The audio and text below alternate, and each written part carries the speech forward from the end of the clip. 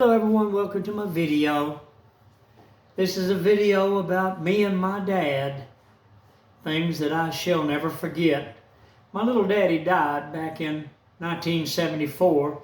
He didn't get to see any of my children. He died in August of 1974. Our firstborn, my son, John, was born December 18th, 1974. But I want to talk to you about me and my dad. You know, when I was a lad of a boy, I remember turning 14, and there's something about, and I want you to think about this too. I want you to mull this over, just calm down. You can sit there and listen to this video longer and let me get my point across to you, okay?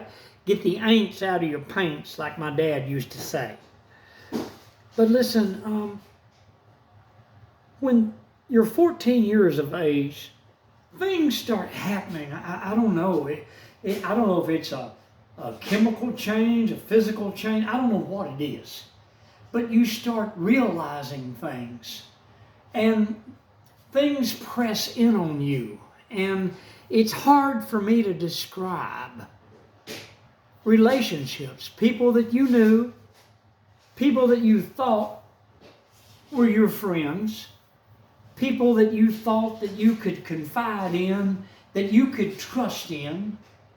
You find out to your completed and total horror that they've been talking against you all the time and that they never were your friend. You see, they were narcissists. Now, a narcissist pretends to be your friend and pretends to be like you to bring you in so that they can set a trap and then spring it and drop you like a rock. For some reason, narcissists, they get kicks, enjoyment, satisfaction out of harming people and hurting people mentally, doing things that people will never forget for the rest of their lives. The pain, the letdowns, the disappointments. But let me tell you something.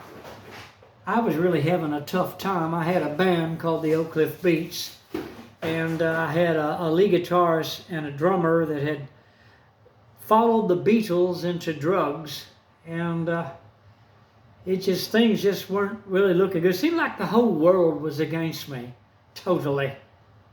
And I didn't know what to do. I didn't know what direction to take.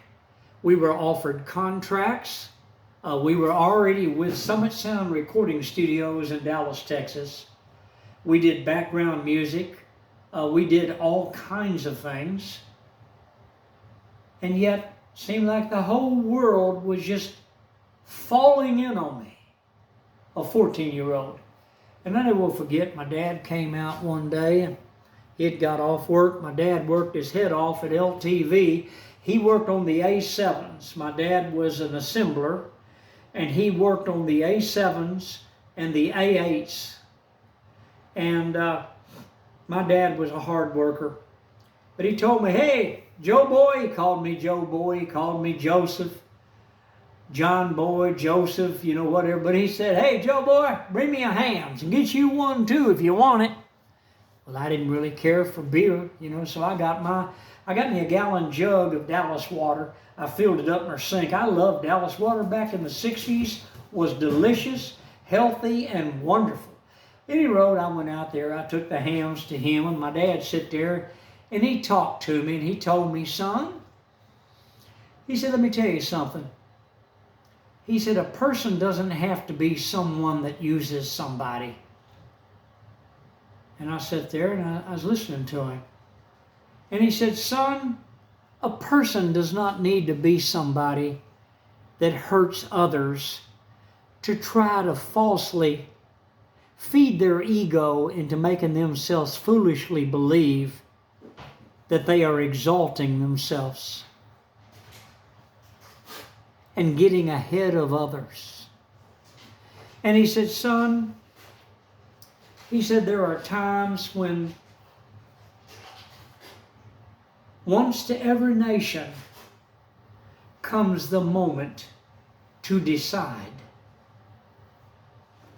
And I thought about what my dad said. My dad got up, he finished his beer. He said, "Hey, I'll see you later." And he went on inside. I sat there sipping on my Dallas water. And I just sat there thinking about what my dad had told me. And do you know those words of wisdom, even to this day, they come to me at times in my life when it seems like everything is against me. My wife had cancer.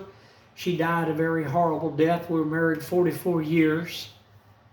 And I remembered my dad and me sitting on that back porch. The times when my dad would take time out to sit down and share with me wisdom that to me was wisdom of the ages. Hit the like button, subscribe. I'm Grandpa Hickory. I'll see you on the next video. I miss my dad so much.